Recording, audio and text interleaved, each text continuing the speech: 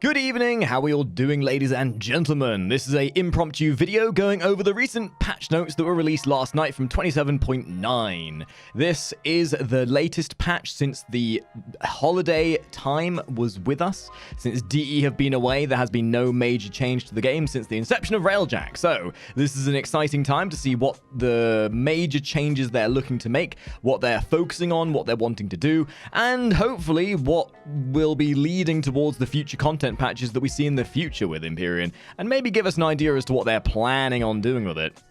So before we start properly, please make sure you do drop a follow on my Twitch if you want to take part in these videos in the future, as we do record them on Twitch with our fellow top hatters. And if you feel like subscribing, make sure to smash that bell, subscribe, like... Oh God, I'm turning into a typical YouTuber, aren't I? Either way, do all that good stuff that the algorithm enjoys, and let's get into what this patch entails. So obviously, being the first major patch since the holiday, this is all going to be about Empyrean, or for the most part at least. They start off by talking about the idea that there's obviously been a long old time that they've been making Warframe. Oh, the nostalgia reason. But getting straight into it, they then start talking about what they've changed with Railjack. Now, the major thing that comes right off the bat is the reduction of armor to most enemy types within Railjack. This was down to the fact that most enemies were very tanky and most weapons didn't feel like they were impactful enough at the later levels, and they then adversely increased certain health pools to make it feel like the larger units are then a slight bit more tanky while still inflicting enough damage to make it feel like your damage is actually doing enough.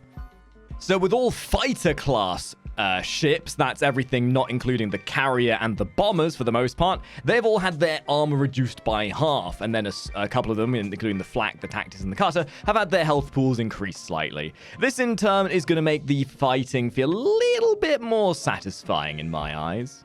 And the next little bit we look at now is also talking about the idea of how they have now looked at the drop table. And obviously this has been a massive plot for conversation amidst the community about how certain things like the engines and all that jazz have had an unbelievably low drop chance, as low as 2% on some of them. So it looks like they've been addressing this by increasing the places in which some of these rarer avionics and other battle items drop from. So as we're seeing, they're now adding things to things like the Elite Exo and the Elite units, allowing those now to drop these items as well, thus increasing our possibility of finding them amidst our raids. Of course, with that being said as well, this obviously doesn't increase the actual drop chance, but it does give us more opportunity to possibly get them in the future.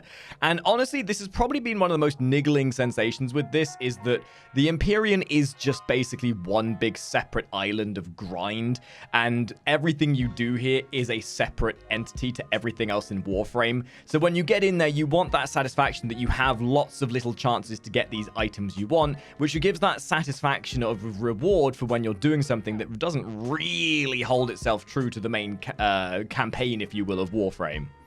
So I see this as a very good addition, and it's definitely going in the right direction. We just need to see more towards this, I feel, to make it feel like the loot table and loot rewards of Railjack is as satisfying as possible. Because as of right now, the only thing that we truly get from Railjack that really affects our main gameplay loop are the former blueprints, the occasional resource, and there is the very, very rare chance of getting the Umbral Former. And obviously that's a very small one-off for a lot of time commitment that doesn't really affect your main gameplay loop.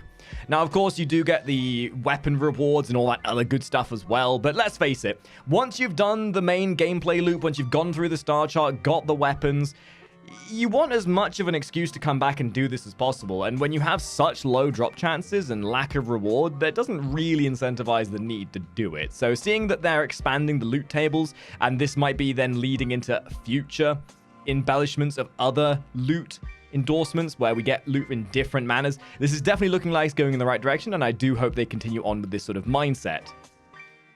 Now, one of the next big things they were talking about in these patch notes was the change to the way weapons are working, because they felt as though everyone was using just one particular weapon, and that doesn't really encourage the idea of dynamic gameplay. So to try and balance this out, we're going to read through this and see what they've actually done. So they've decreased the effectiveness of particle proc, but increased its duration, which in turn will allow a bit more of a satisfying result of what you actually use this for. They've also reduced to 7.5% damage bonus per hit. Still stacks and lasts 20 seconds. The exponential growth and short duration meant this was far more beneficial to rapid-fire guns than anything else. And I think that's what they're really trying to aim for with most of these weapon changes, is to make each of the weapons feel unique while still remaining their usefulness and potency that would mean they would actually pose a threat to any enemy that they come across, rather than just one being the god-all and then all the others being garbage. The other main things that I noticed with these weapon changes are the fact that they have, with the entirety of the Zetki house, they have now reduced the heat accretion for all the Zetki weapon variants apart from the Cryophon. It seems like the Cryophon was a go-to for most people, so they're trying to make it so that all the other weapons are a bit more tangible by balancing out the heat usage, which I think is probably one of the most off-putting things about the weapons, is that sometimes you'll be able to blow your load in 5 shots, and then that's very unsatisfying when you then have to wait for another 5 or 10 seconds before you can even fire off another one. So with all these weapon changes, it's going to be interesting to see how this affects the overall gameplay loop of getting in and shooting down ships. But they've also made some other changes as well. The most notable, which also plays into DE's mentality towards the monetization of the game, is they have now removed the Rush Repair Drone. This is a fascinating move, because in my eyes, this is similar to what they did back in the day with the pet color wheel, if you will. If you remember back in the day, there was the ability of spending platinum to get different colors for your pets, and that was removed because it felt too much like gambling. And to that sort of extent, they seem to have done it with this as well. In short, they removed it because they felt like it was almost a pay-to-win element, even though it technically wasn't, but they didn't want people getting an unfair advantage for those who had a huge amount of stocked platinum. So they've reduced their possible net income of money and given people a reason to actually go out there and try and get these items themselves. And in turn, they've also now added these Rush Repair drones as a drop reward from the missions themselves. So this has now added an extra item that incentivizes you to go out there and farm those missions. And again, this might be a bit more of added busy work, but it is more of a rewarding attribute that you get rewarded for your time and effort by being able to rush a new item, rather than just spending platinum and skipping the whole process. And something doubling down on the whole loot aspect of things, they have also doubled the chance of obtaining wreckage from end mission rewards. Let's face it, the rewards from Railjack have not felt that satisfying, and most of the items you get are usually ones you don't want, kind of like trading cards when all you get is goddamn Pokemon cards and all you get is Slimer out of 5 packs in a row. Anyway, doubling the chance of doubling the chance of obtaining wreckage from end mission rewards is definitely going to make things feeling a little bit more satisfying. And honestly, at the moment, with the way things are going, Railjack is just straight up not that satisfying. Not until we get more of the content. And at the moment, I think Railjack is far too early to be making far too many overly critical decisions. Right now, we've got the bare fundamentals of Railjack, and we need to see how this pans out before we start getting too overtly critical of everything. In its state right now, Railjack is buggy, it's a little bit messy, but it's a fun game type. And I honestly think that in my eyes, give it a year, give it a few months, this could possibly be part of the main gameplay loop of Warframe. We just need to see how it ties in. As of right now, I'm going to agree with the majority. It is a little bit out of there. It's a little bit of a separate island. It's not something that you can particularly play for long periods of time and feel like you're getting that satisfactory gameplay loop that involves yourself with the main gameplay loop of Warframe. But if nothing else, as mentioned in another video, I do like the idea of this just for having something different to do. And if this is the way they're heading, with increasing the satisfaction of loot and also increasing the opportunistic nature of how you get it, then this is going in the very right direction. And following that, everything else that came after this was more about cosmetic and comfort of life changes, such as permanent world markers for all your avionics so you don't lose them anymore.